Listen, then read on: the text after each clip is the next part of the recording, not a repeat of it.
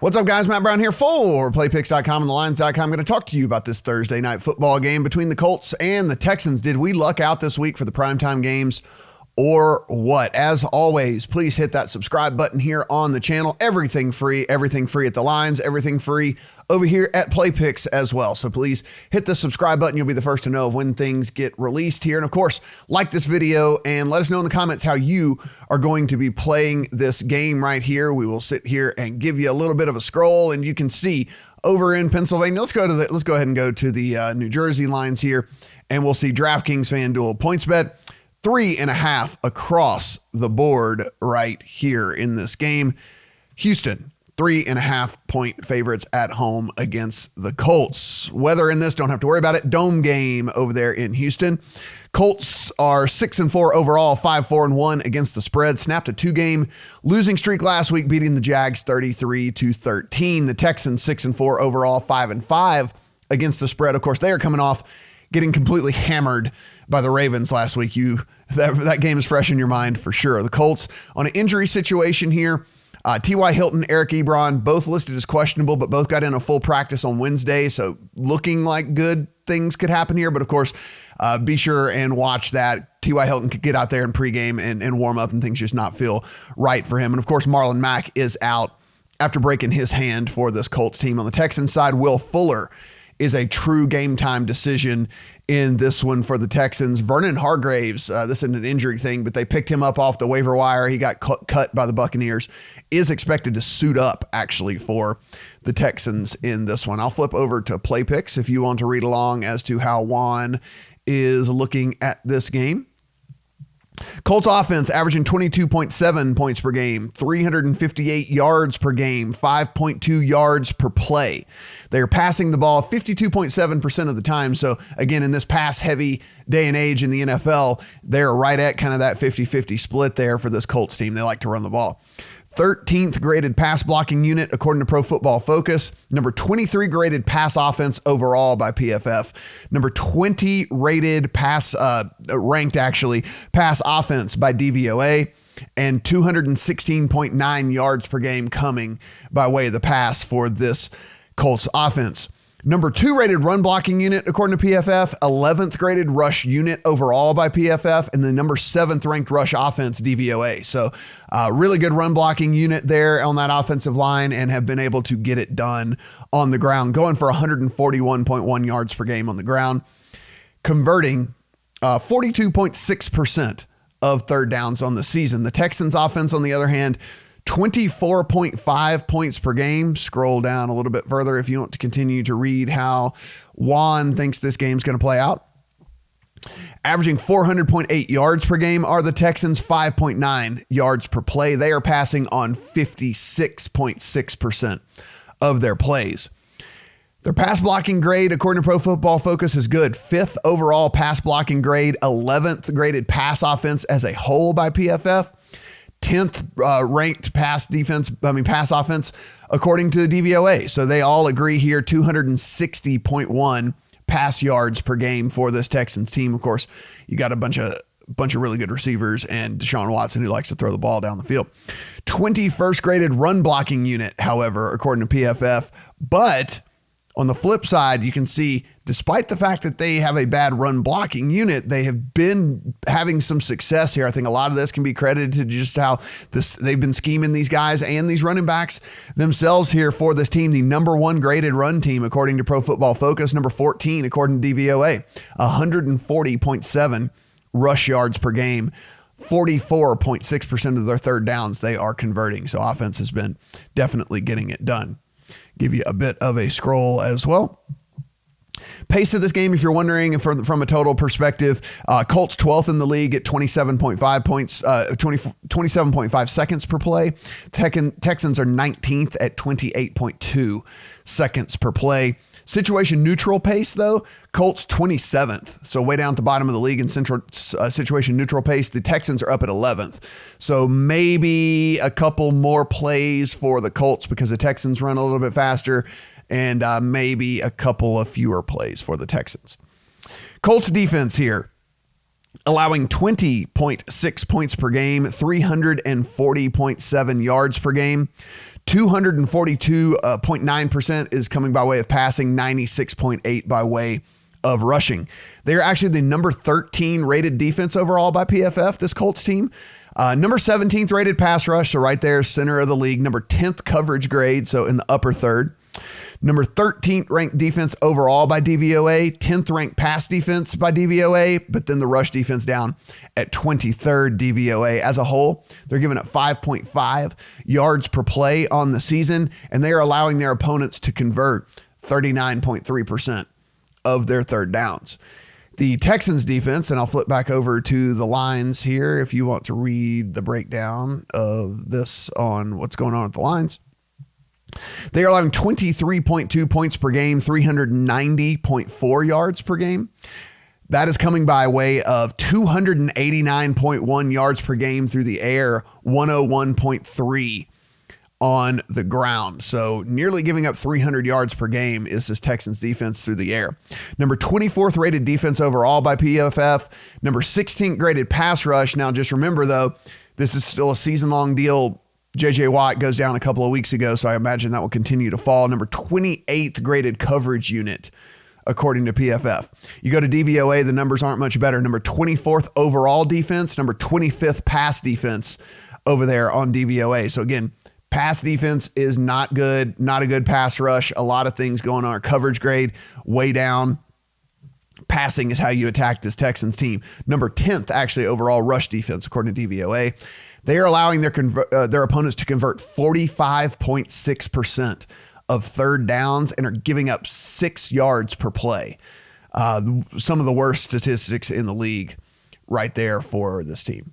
All right, let's move over here to DraftKings. Take a look. Total sitting at 46 here at DraftKings. Total sitting at 45.5 over here at FanDuel. So if we want to make the case for the under, of course, we'll play the under over here at DraftKings. We get that extra half point. So the case for the under, Texans play to their strength and they just run the ball, right? Both Pro Football Focus and DVOA say that their advantage in this matchup should be running the ball against this Colts team.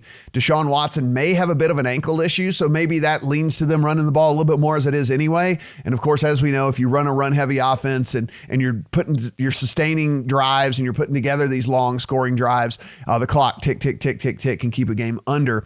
And while the Colts should pass in this game, as we mentioned, the way you go about this Texans team beating them is through the air. They love to run. As we mentioned, only 52% of the time do they pass the ball. They're right there at that kind of 50-50 split, even though we're really moving into teams passing like 56, 57, 58% of the time, up to 60% of the time in the NFL these days.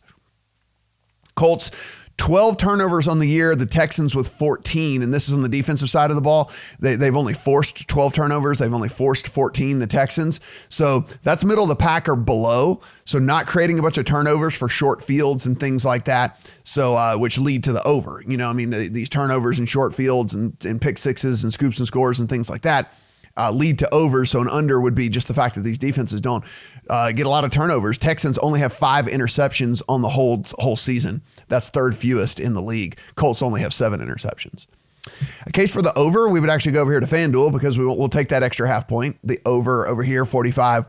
I think the over here is just the Colts are able to score much quicker than they normally do because of their success through the air, right? I mean, this you look at this Texans defense, and yeah, they're going to suit up Vernon Hargreaves. I mean, he's dust at this point. He got cut by the Bucs, and that is like literally the worst pass defense in the entire league, worst secondary in the league, and they're going to have to trot him out there because that's how desperate they are at this Texans team, giving up nearly 290 pass yards per game. And so the Texans have some success through the air, hopefully getting back T.Y. Hilton in this game, and that can sail a game over. The other thing is the Texans do their part in keeping this game competitive, maybe trading scores here. Now, let's remove the dud from last week against the Ravens team, which, by the way, this Ravens defense has started to play pretty elite, actually, with the way that it's starting to gel over the last 6 weeks. But so let's remove that game. The weeks leading in to that Ravens game, the Texans put up point totals of 26, 27, 23, 31, and 53. So if you want to play the over in this one, you can fairly safely assume that the Texans will do their part to help you get there if you are liking the over in this game here. That being said, I guess we cannot totally just dismiss what we saw happen last week. Deshaun Watson holding onto the ball way too long, and a defense that does have a pulse kind of shutting down this Texans team. And of course, this Colts defense is fairly good, at least middle of the pack or higher in majority of statistical categories. So let's take a look at some player props here in this one. If you guys want to play some player props, I think one of the ones that I will certainly be looking at here is anytime score from Jonathan Williams is sitting here at 200. While I do expect the Colts to have some success through the air, they're, if they get inside the red zone, they're still going to run the ball. I mean, they want to run the ball here. Maybe even just like throwing a small little Skrilla here on very first score for Jonathan Williams at plus 1,200. I think that is something that could happen as well. Maybe first score Wilkins too. I mean, but one of the two guys would be the guys that would get the first score should the Texans do that. So, maybe a couple there, and that's just more for fun here. We're not trying to make money on those. Those are just something to sweat and, have big payouts. I think one of the things that I am looking at here, total passing yards over on Jacoby Brissett, 234.5. As we mentioned, this while he himself doesn't throw the ball an incredible amount, Frank Reich is sharp. He understands that you play to the strengths of not only your team, but you play to the weaknesses of the defense as well. And this Texans team, you get at them through the air. They don't create much pass pressure anymore with J.J. Watt. He had nearly 60% of all of this team's pressures on the quarterback, and he's not going to be in there, of course. So over 234 here for a team that's given up nearly 290 a game through the air. I like Jacoby Brissett here. Now, of course, a lot of this does ride on T.Y. Hilton being out there, but again, all the reports lean to T.Y. Hilton going in this game. So looking at the over yardage here for Brissett, and then maybe even some of the over props should they start to pop up whenever T.Y. Hilton actually gets listed as healthy. You can see they're not listed now because he hadn't been officially ruled in, but as the day progresses, if he's going to go, perhaps that's one of the ways that you can go as well. One of the other things that I'm going to look at here as well, if Will Fuller is back, I might kind of look towards the under on these DeAndre Hopkins receiving props.